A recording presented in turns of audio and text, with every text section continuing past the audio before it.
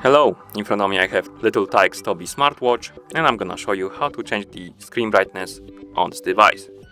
First, we need to wake up the screen on our watch. To do it, press the home button.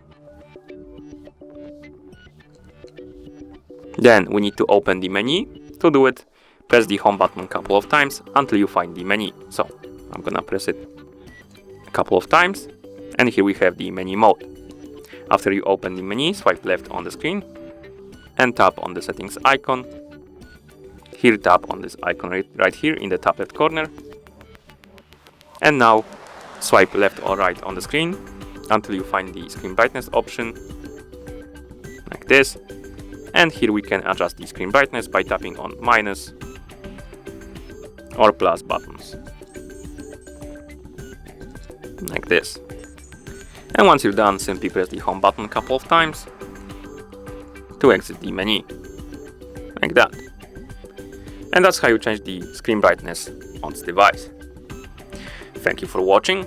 If you found this video helpful, please consider subscribing to our channel and leaving the like on the video.